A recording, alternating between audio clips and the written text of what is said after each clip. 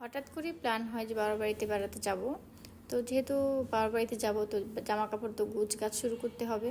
তো এই তো জামা কাপড় গুছগাছ শুরু করে দিয়েছি। এখানে প্যাকেটিং করতেছিলাম, ব্যাগে ভরতেছিলাম জামা কাপড়গুলো আমার আর রাদীফের। কারণ রাদীফের বাবা যাবে না, রাদীফের বাবার স্কুল অফ নেই। তো আমরা মা ছেলেই একাই চলে যাব বাবার বাড়িতে বেড়াতে।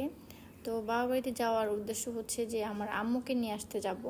রাদীফের কয়েকদিন পর মুসলমানি করাবো, যার কারণে আম্মু আসা জরুরি। তাই আম্মুকে নিয়ে আসতে যাব। আম্মু তো একা আসতে পারবে না, যার কারণে যাচ্ছি। তো এই তো আমরা বাইকে করে যাচ্ছি। রাদীপের বাবা আমাদেরকে বাস স্ট্যান্ড পর্যন্ত আমাকে দিয়ে আসবে। তো আমরা এখানে সন্দেশ নিচ্ছিলাম, এখানকার সন্দেশ অনেক ভালো নাকি। তো এখানে আব্বুর জন্য সন্দেশ নিচ্ছিলাম, বাসার সবার জন্য নিচ্ছিলাম। তো এই তো আমার বাবাটা এখানে বসে আছে চুপচাপ। সে ঘুম থেকে উঠেছে, তাই একটু চুপচাপ আছে। তারপর আমরা বাস স্ট্যান্ডে চলে আসি। আসার পর রাদীফের ক্ষুধা লেগেছে, সে রুটি খাবে। তো সে ক্রিম রুটি খেতে পছন্দ করে, যার কারণে ক্রিম রুটি খাচ্ছিল বসে বসে আর দুষ্টুমি করতেছিল। নানির বাড়িতে যাবে, সে অনেক খুশি।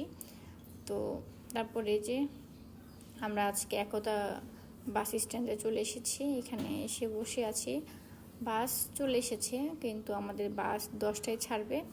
লোকজন আসতেছিল, তারপর আমরা বাসে উঠে পড়বো। বাসের সময় হয়ে গিয়েছে আমাদের। তো আমরা উঠতেছিলাম, রাদীফ আর আমি।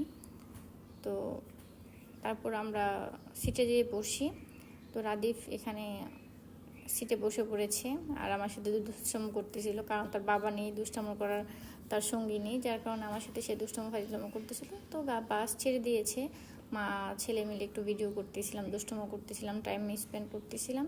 তারপর আমরা সিরাজগঞ্জ চলে এসি ফুড ভিলেজে। ওইখানে এসে বাস আমাদের 20 মিনিটের বিরতি টাইম দিয়েছে।